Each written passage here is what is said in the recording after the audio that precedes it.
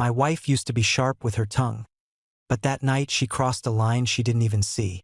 We were in the kitchen, late, both tired from work. I asked her why she hadn't come home after her team dinner until nearly midnight. She didn't even pretend to care.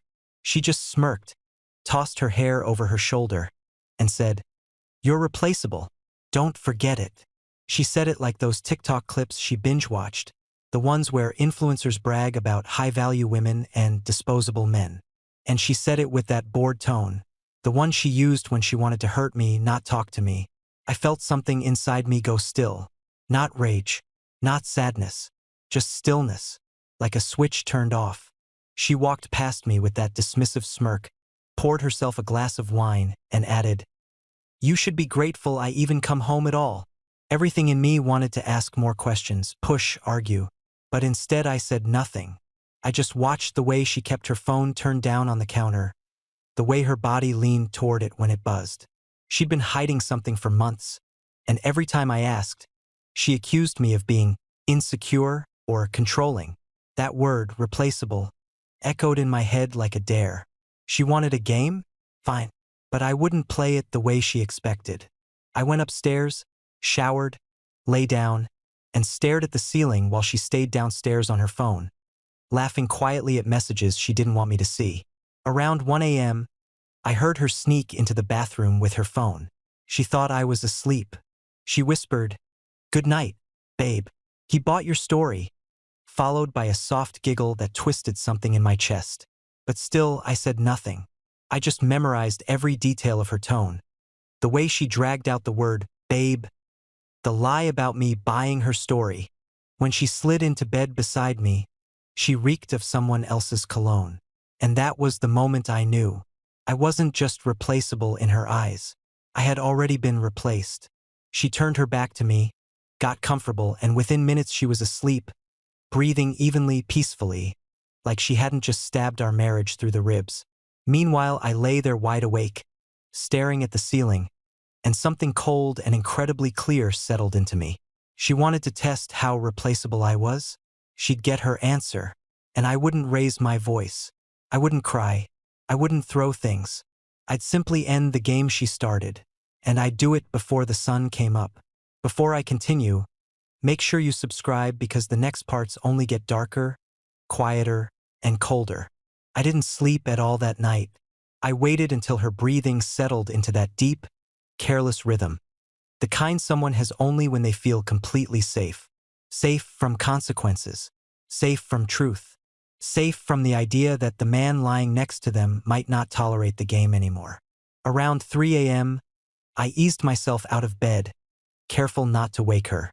She mumbled something, rolled over, and clutched her phone to her chest even in her sleep. That told me everything about her priorities right there. I didn't try taking it. I didn't need it yet. I went downstairs, turned on the kitchen light, and sat with my laptop. For months I had ignored the red flags. Late nights, sudden gym routines, weekend errands. The new lingerie I never saw her wear for me. I convinced myself marriage goes through phases. People get distant. Work gets stressful. But no amount of stress explains whispering "good night, babe" to someone else in your bathroom. I opened my banking apps and stared at our joint accounts. She didn't know I had created a separate primary account a year ago when we refinanced the house. Some instinct told me to. While she slept upstairs, I quietly transferred every dollar I had earned into that protected account. Her access cards? I disabled them. The credit card she used for her girls' nights? Frozen. The shared savings she kept dipping into for self-care? Locked. I wasn't taking her money. I was taking mine back. Then I logged into our door lock app. One button. That's all it took to reset the front door code. I replaced it with a new one only I knew. I changed the garage keypad. I disabled her app access to the security cameras because I knew I'd need them later. I wasn't rushing. I took my time. I moved quietly, deliberately, like someone preparing for a storm that had already started inside the house. When I finished with the finances, I opened our shared phone plan account and removed her from authorized changes. I didn't cut her off completely, not yet. I just made sure she couldn't shut my phone down or lock me out of anything. Around 4:30, when the world outside was still dark, I went back upstairs. She was sprawled across the bed like nothing in her life could ever touch her. I stood there watching her for a long moment. Not because I still loved her in that soft way, no. I watched because I wanted to understand how someone could lie beside the person they promised forever to and still laugh at messages from another man. Her phone buzzed under her pillow. Twice. I stepped closer. She didn't wake. She trusted me that much. Or underestimated me that much. I didn't touch the phone, just noted the timing. At 4:37 a.m., someone thought she was awake. Someone expected her attention. Someone felt entitled to reach out to my wife before dawn. She shifted, muttered, "Just 5 minutes." In that sweet voice she rarely used for me anymore. I left the room before I did something emotional instead of strategic. I couldn't afford emotion now. At sunrise, I drove to my office downtown. I told my assistant to postpone every meeting and lock the door behind me. I sat with a blank notepad and wrote down every event from the last 3 months. Dates, excuses, inconsistencies, moments when she suddenly dressed like someone on a dating app. And the pattern formed quickly. It didn't take a detective to see she wasn't new to this. She was comfortable. Too comfortable. When the office opened at 8, I called a friend who worked in IT security. I didn't ask him to hack her phone. Not allowed, not legal, not necessary. I asked him to help me recover deleted messages from our cloud backups. The ones she thought she had erased. Her photos. Her shared locations history. The automatic sync she forgot we had set up on the tablet in the living room. The tablet she never touched. The one that mirrored her texts when connected to Wi-Fi. By noon, I had a file sitting on my desk with 6 weeks of conversations between her and someone named Jay, complete with dates, hotel receipts, and voice notes she probably thought vanished. I didn't rage. I didn't slam anything. I didn't cry. I just sat there reading the words my wife wrote to another man. Words she hadn't said to me in years. Words like, "He doesn't suspect anything," and "I'll tell him eventually," and "Men are replaceable. He'll get over it." That line hit me harder than any admission of cheating. Replaceable. She truly believed that. She believed she could betray me and still come home, roll her eyes, sip wine in my kitchen, and act like she couldn't be touched. I closed the file, leaned back in my chair, and finally understood. She didn't fear losing me. She feared losing comfort. That night, I'd take that comfort away. Step by quiet step. Not out of revenge. Out of self-respect. I wasn't her replacement. I was her consequence. I drove home that evening with a calmness that frightened even me. Not the kind of calm that comes from peace, but the kind that takes over when a person finally accepts the truth with both hands. I wasn't confused anymore. I wasn't searching for explanations. I had them all printed, highlighted, time-stamped, and organized in a folder sitting on the passenger seat. The sun was setting by the time I pulled into the driveway, turning the sky orange and pink, colors that made the street look softer than the moment deserved. I parked, turned off the engine, and stayed still for a minute, letting that last trace of light fade behind the houses. When I stepped inside, she was already waiting in the living room, legs crossed, phone in hand, brows raised like I was late for an appointment she never told me about. "Where were you all day?" she asked. Not worried, not curious, accusing. That was her tone now. Permanent suspicion, as if I was the one sneaking around. I hung my jacket by the door and said only, "Working," she scoffed. "Must have been nice. I tried calling you like 5 times. "I was busy," I said. She shifted, annoyed that I wasn't feeding into her usual drama routine. "You could have at least texted," she added. "I'm your wife." That word, wife, landed strangely. She used it like it gave her authority, not responsibility. Like it meant she was untouchable. She didn't know that her access to everything, money, cards, locks, had already changed while she slept. She didn't know her little world of convenience had quietly collapsed before dawn. "Dinner's in the fridge," she said, waving a hand dismissively, as if she was doing me a kindness. "Heat it up yourself." "I'm exhausted." She wasn't exhausted. She was irritated. Her little performance was slipping because she expected me to chase, question, demand, inspect her mood like it was my job. But I didn't. I went to the kitchen, heated the food, and ate alone at the table while she scrolled on her phone with the screen facing her chest, thumb moving fast, eyes sharper than before. She kept glancing at me like she expected something. A confrontation or an apology. I gave her neither. After a few minutes, she finally snapped. "Why are you so quiet?" "Just tired," I said. She narrowed her eyes like she was searching for a crack in my expression. Then her phone buzzed, one long vibration. She flinched. She never flinched. She quickly flipped the phone over and tucked it under her thigh. That was all I needed to see.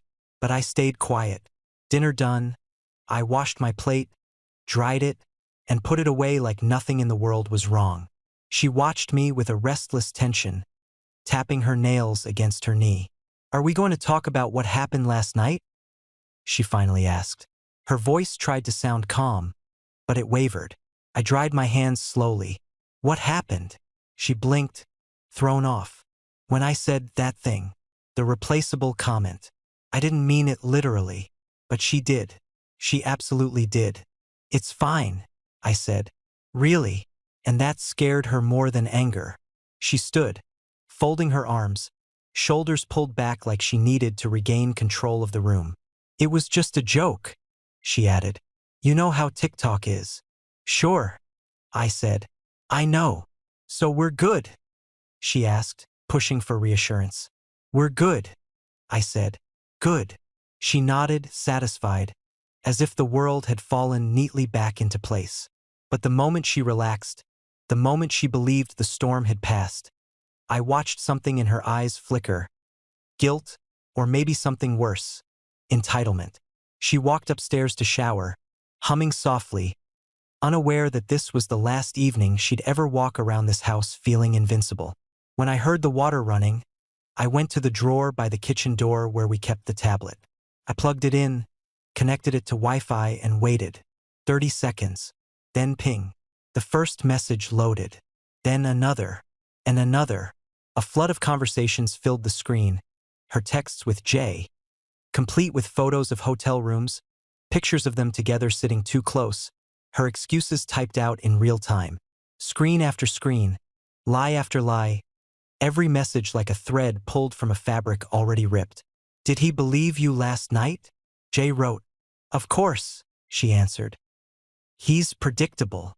When will you tell him?" "When I'm ready. He won't leave. He's not like that." I closed the tablet slowly, my jaw tightening. Predictable. Not like that. Replaceable.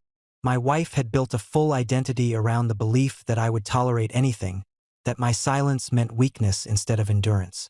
The shower stopped upstairs. I put the tablet away, wiped my face with a towel, and stood there for a moment, letting that cold calm settle deeper into my bones. She came down in her robe, towel around her hair, still humming. She kissed my cheek lightly, habit, not affection, and said, "I'm going to bed early. You coming up?" "In a bit," I said. "I need to finish something." She shrugged and walked upstairs, never once suspecting that this was her last night sleeping in this house as a married woman. I stayed downstairs for a long while, not because I doubted my decision, but because I wanted to be sure I didn't act out of emotion. There was no emotion left to act from anyway, only clarity. And tomorrow morning, that clarity would hit her harder than any argument ever could. I woke up before sunrise, not because of rest, but because my mind had already decided that today was the day everything changed. She was still asleep beside me, breathing softly, her hair spread across the pillow like she was living in a peaceful dream. I watched her for a moment, not with love, not with nostalgia, but with a strange, quiet distance. This was the same woman who whispered to another man behind the bathroom door. The same woman who laughed at me to him. The same woman who said I was replaceable. Her phone buzzed under her pillow at 6:12 a.m. She didn't stir. She must have been exhausted from all the lies. I got out of bed, took a shower, shaved, dressed in clean clothes, and packed my laptop bag. I made coffee, sat at the kitchen table, and waited. When she finally walked in, wearing the oversized t-shirt she always stole from my side of the closet. She looked confused seeing me fully ready for the day. "You're up early," she said, rubbing her eyes. "Couldn't sleep," I answered. "You?" "I slept great," she said, stretching like nothing was wrong. "I have a busy day. I'm meeting the girls at 10. She lied without even thinking. The tablet had shown a message from Jay the night before. "Can't wait to see you today." I stirred my coffee quietly. "We need to talk before you go anywhere," I said. She froze mid-step. "About what?" "Sit," I said. My voice wasn't loud, but it was final. She sat slowly, her face tensing like she was trying to prepare for a conversation she wasn't sure she could steer. "What's going on?" she asked. "You're acting weird. Did something happen?" I slid her phone across the table. "Unlock it." She blinked. "What? Why?" "Because I'm asking you to." "No," she snapped, pushing it away. "That's controlling. I'm not doing that." "Then I'll show you something else," I said, pulling the tablet from my bag and placing it between us. Her face drained instantly. She didn't breathe. She didn't blink. She just stared at the device like it had crawled up from the underworld to expose her. You looked through my stuff?" she whispered. "No," I said calmly. "You synced your stuff. I just opened what you left behind." Her eyes filled with panic. Not guilt. Panic of being caught. Panic of losing control. This is a violation," she stammered. "You invaded my privacy. You invaded our marriage," I said. I opened the first thread. Dozens of messages appeared. Photos, plans, goodnight calls, affection she hadn't shown me in years.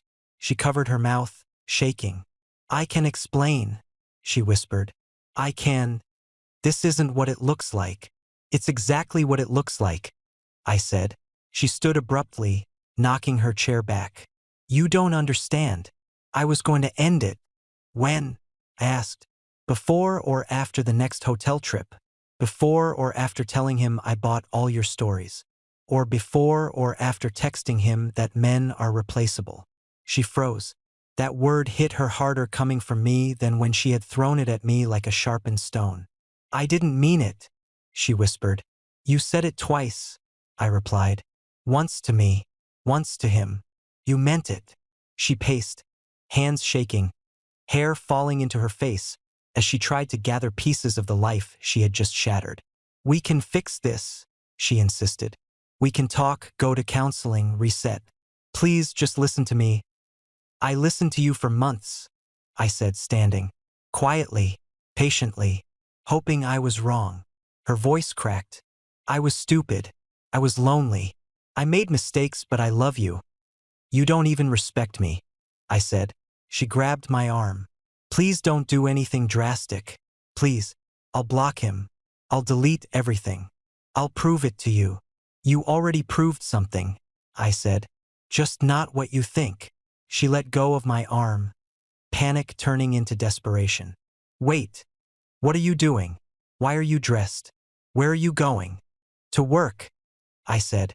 "And after that, I have a meeting with a lawyer."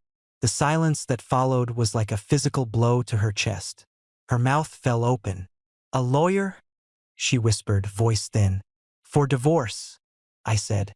Her legs buckled, and she nearly collapsed back into the chair. "No, you can't. Please, please don't do this. I'll change. I'll fix it. I'll do anything." "You should have done anything before you did everything," I said. Tears streamed down her face. She reached for my hand and I pulled it away. "Don't give up on us," she begged. "Don't throw away our marriage." "I'm not the one who threw it away," I said. She sobbed, shoulders shaking, hands trembling like she was finally understanding the weight of her choices. "We can start fresh. Promise. I promise I'll never talk to him again. Just tell me what you want. Tell me how to fix this." I picked up my bag, slung it over my shoulder, and looked at her one last time. "You said I was replaceable," I said softly. "So I'm replacing what we had with something better. Self-respect." She crumpled into the chair, crying into her hands, whispering pleas that no longer mattered. I walked out the door, locking it behind me. She followed seconds later, yanking on the handle, realizing the code had changed. "Let me in," she screamed. "Don't do this. Please." I didn't answer. I got in my car and drove away while she stood on the porch barefoot, wrapped in my t-shirt, finally realizing the game she started had ended, and she wasn't the one who finished it. I didn't go to work that morning. I drove instead to a quiet parking lot behind an office complex, put the car in park, and let the silence settle. My phone buzzed nonstop, calls, texts, voicemails, all from her. First angry, then panicked, then pleading. I didn't answer a single one. I just sat there, watching each notification pop up like a reminder of everything she thought she'd get away with. Around 9, my lawyer walked into his office early, just like he always did. I'd known him for years. He was calm, sharp, and didn't waste time on theatrics. I handed him the folder with the printed messages, the cloud backups, the receipts, the screenshots of hotel reservations she'd made on nights she insisted she was out with the girls. He scanned through everything without asking many questions. When he finished, he leaned back and said, "This is clear-cut. You're in a very strong position." "Good," I said. My voice surprised even me. It was steady, even almost emotionless. "I want the process started today. I can file by this evening," he replied. "But once she's served, she may try to contest." "Most do." I shook my head. "She won't win anything by fighting. And she knows it." He looked at me for a moment, then nodded. "I'll take care of it." When I walked out of his office, the sun was already high, bright and unforgiving. I got in my car and finally looked at her messages. The last one read, "Please come home. I'm scared. I don't know what you're doing. Please just talk to me." I drove home around noon. When I pulled into the driveway, she was sitting on the front steps, knees pulled to her chest, still in that same oversized t-shirt. Her eyes were swollen, her cheeks streaked with tears she hadn't bothered to wipe away. The moment she saw my car, she sprang to her feet. "Thank God," she whispered, rushing toward me. I got out and shut the door before she could touch me. "Did you see my messages?" she asked, voice trembling. "Yes," she swallowed. "Then why didn't you answer?" "Because I didn't have anything to say." She stood there, shaking, staring at me like she was looking at a version of me she'd never met before. "Can we talk inside? Please." "No," I said. "Your code won't work, and I'm not changing it back." She exhaled shakily. "I get that you're angry." "I'm not angry," I cut in. "I'm done." She stepped back like the words had hit her physically. "You can't be done. We've been together 8 years. And you threw away every single one of them," I said. "For what? Attention from someone who'll replace you the second you stop being exciting." She shook her head violently. "It wasn't like that. I wasn't thinking. I was stupid. I was insecure. I made mistakes, but I can fix this, I swear. I'll quit social media. I'll block every man I know. I'll go to counseling every day if I have to. Just please don't leave me." I looked at her long enough to see the truth behind the panic. She wasn't begging for me. She was begging for the life she was losing. The comfort, the house, the security, the version of me she took for granted because she believed I'd always stay no matter what she did. "Why did you do it?" I asked quietly. She opened her mouth, searching for a script that didn't exist. I don't know," she whispered.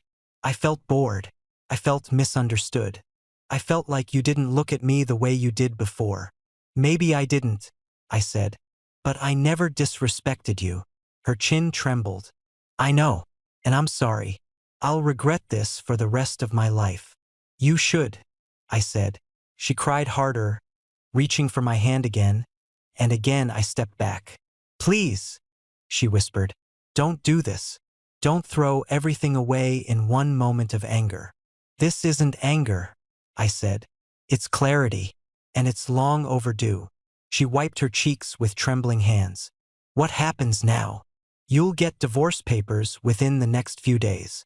She let out a soft, broken sound that barely resembled a word. No, please, please don't. You made your choices, I said. Now I'm making mine. Her tears kept falling, but I knew she wasn't crying because she loved me. She was crying because the consequences she never believed would come had finally arrived. Where am I supposed to go? She whispered. Find a place, I said. You have savings. You'll manage. I don't want to manage without you, she said. I want my husband back. You had him, I said, and you thought he was replaceable. I walked past her, unlocked the door with the new code, stepped inside, and closed it before she could follow. She pounded on the door, sobbing, begging, apologizing in every way she could think of. I didn't respond.